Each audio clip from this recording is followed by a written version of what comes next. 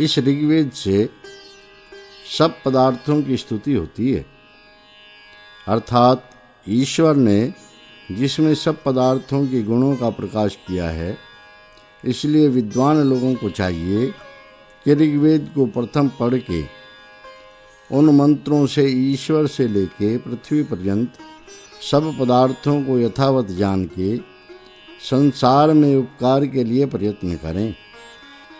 ऋग्वेद शब्द का अर्थ यह है कि जिससे सब पदार्थों के गुणों और स्वभाव का वर्णन किया जाए वह ऋग, और वेद अर्थात जो यह सत्य सत्य ज्ञान का हेतु है, इन दो शब्दों से ऋग्वेद शब्द बनता है। अथ पंचमं सूक्तम् ऋषिः मधुच्छन्दाः देवता इन्द्रः छन्दः विराट गायत्री आर्च्युष्णिक पिपीलिका मध्यानित्रित गायत्री गायत्री नित्रित गायत्री पादनित्रित गायत्री स्वरः षड्जः ऋषभः।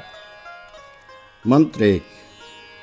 आद्वैता निषीदतेन्द्रमविप्रगायत सखायस्तो मवाहसः। पदार्थ। हे प्रशंसनीय गुणयुक्त व प्रशंसा कराने और सबके मित्र भाव में वर्तने वाले विद्वान लोगों, तुम और हम लोग सब मिलके परस्पर प्रीति के साथ मुक्ति और शिल्प विद्या को सिद्ध करने में स्थित हों, अर्थात उसकी निरंतर अच्छी प्रकार से यत्नपूर्वक साधना करने के लिए परमेश्वर व बिजली से जुड़ा हुआ वायु को अर्थात उसके गुणों का उपदेश करें और सुनें कि जिससे वह अच्छी रीति से सिद्ध की हुई विद्या सबको प्रकट हो जावे और उसी से तुम सब लोग सब सुखों को प्राप्त हो। भावार्थ। जब तक मनुष्य हठ, छल और अभिमान को छोड़कर सत्य प्रीति के साथ परस्पर मित्रता करके परोपकार करने के लिए तन मन और धन से यत्न नहीं करते, तब तक उनके सुखों और विद्या आदि उत्तम गुणों की उन्नति कभी नहीं हो सकती। मंत्र 2। पुरुतमं पुरूणाम् ईशानं वार्याणाम् इंद्रं सोमे सचासुते। पदार्थ।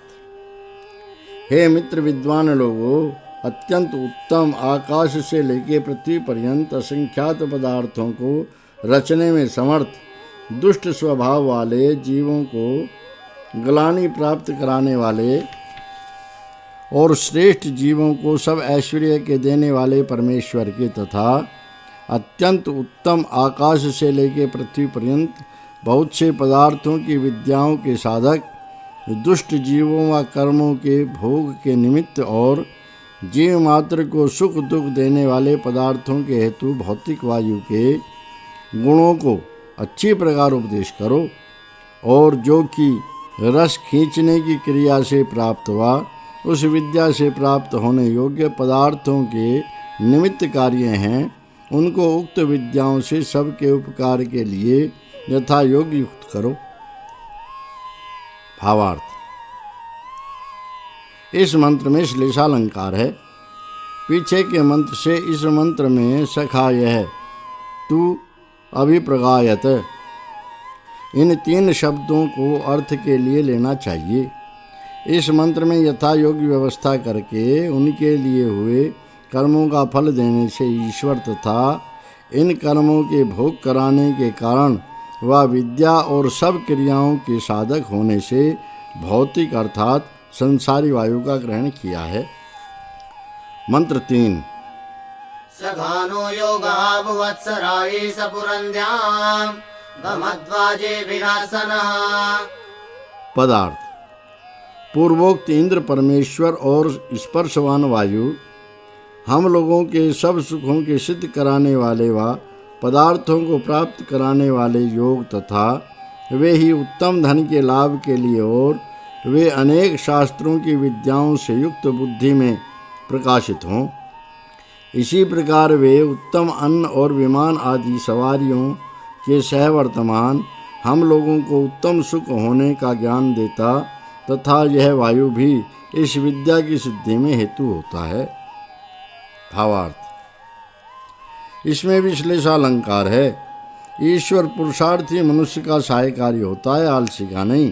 तथा स्पर्शवान वायु भी पुरुषार्थी ही से कार्य सिद्धि का निमित्त होता है, क्योंकि किसी प्राणी को पुरुषार्थ के बिना धन व बुद्धि का और इनके बिना उत्तम सुख का लाभ कभी नहीं हो सकता।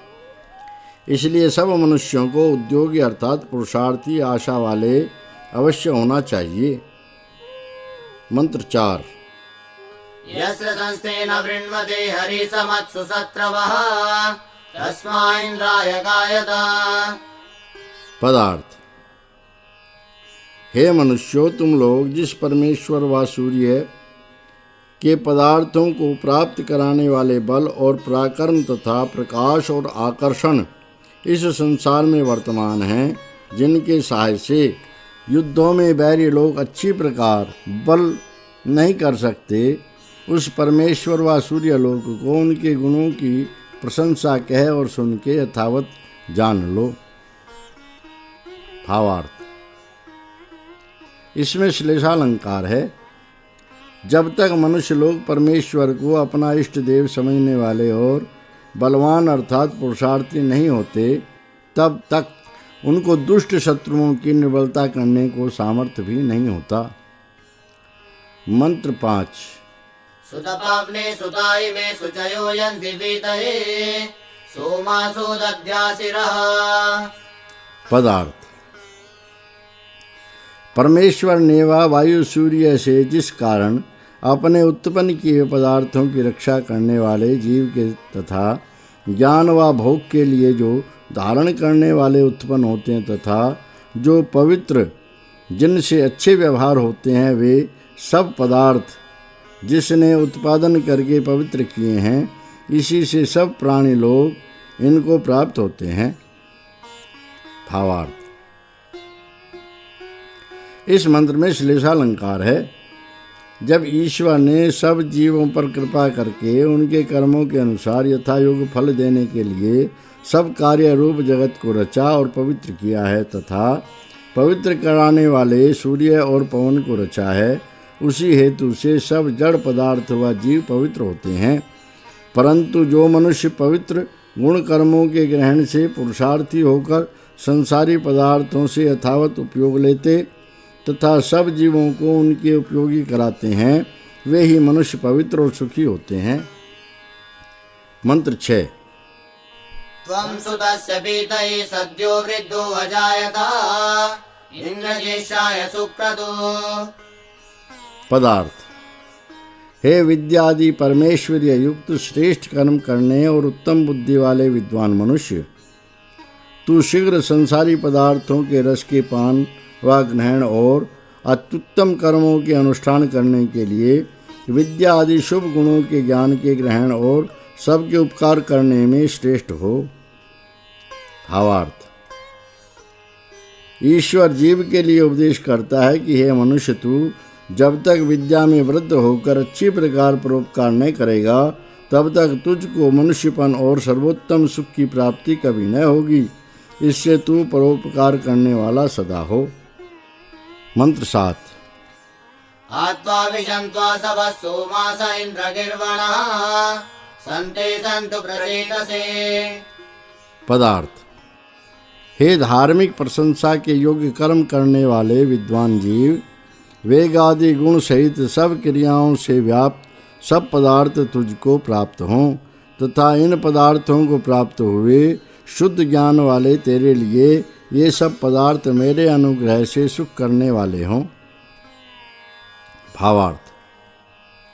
ईश्वर ऐसे मनुष्यों को आशीर्वाद देता है कि जो मनुष्य विद्वान परोपकारी होकर अच्छी प्रकार नित्य उद्योग करके इन सब पदार्थों से उपकार ग्रहण करके सब प्राणियों को सुखयुक्त करता है, वही सदा सुख को प्राप्त होता है, अन्य कोई नहीं। मंत्र 8। त्वां स्तोमा अभिवृतं त्वां मुक्ता शतक्रतो त्वां वर्धन्तु नो गिरः। पदार्थ। हे असंख्यात कर्मों के करने और अनंत विज्ञान के जानने वाले परमेश्वर, जैसे वेद के स्तोत्र तथा प्रशंसनीय स्तोत्र आपको अत्यंत प्रसिद्ध करते हैं, वैसे ही हमारी विद्या और सत्य भाषण युक्त वाणी भी आपको प्रकाशित करे। भावार्थ: जो विश्व में पृथ्वी, सूर्य आदि प्रत्यक्ष और अप्रत्यक्ष रचे हुए पदार्थ हैं, वे सब जगत की उत्पत्ति करने वाले तथा धन्यवाद देने के योग्य परमेश्वर ही को प्रसिद्ध करके जनाते हैं कि जिससे न्याय और उपकार आदि ईश्वर के गुणों को अच्छी प्रकार जान के विद्वान भी वैसे ही कर्मों में प्रवृत्त हों। मंत्र 9। अक्षितोतिस्सने दिवं वाजमिन्द्रः सहस्रिणम् यस्मिन् विश्वानि पुंस्या। पदार्थ: जो नित्य जान वाला सब ऐश्वर्य युक्त परमेश्वर है, वह कृपा करके हमारे लिए जिस व्यवहार में सब पुरुषार्थ से युक्त बल हैं, इस असंख्यात सुख देने वाले पदार्थों के विज्ञान को सम्यक सेवन कराएं कि जिससे हम लोग उत्तम सुखों को प्राप्त हों।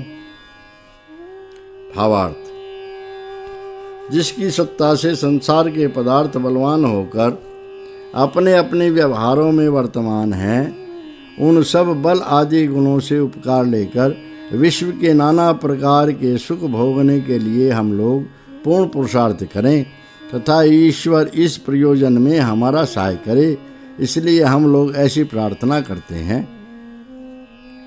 मंत्र 10। मानो मर्ता विद्रुहन्त नूनामिन्द्रगिर्वणः ईशानो यवयावदम्। पदार्थ: हे वेद व उत्तम शिक्षाओं से सिद्ध की हुई वाणियों करके सेवा करने योग्य सर्वशक्तिमान सबके रक्षक परमेश्वर, आप हमारे शरीरों के नाश दोष सहित कभी मत कीजिए तथा आपके उपदेश से ये सब मनुष्य लोग भी हमसे वैर कभी न करें। भावार्थ: कोई मनुष्य अन्याय से किसी प्राणी को मारने की इच्छा न करे, किंतु परस्पर सब मित्र भाव से वर्तें, क्योंकि जैसे परमेश्वर बिना अपराध से किसी का तिरस्कार नहीं करता, वैसे ही सब मनुष्यों को भी करना चाहिए। इस पंचम सूक्त की विद्या से मनुष्यों को किस प्रकार पुरुषार्थ और सबका उपकार करना चाहिए, इस विषय में कहने से चौथे सूक्त के अर्थ के साथ इसकी संगति जाननी चाहिए। यह 5वां सूक्त समाप्त हुआ।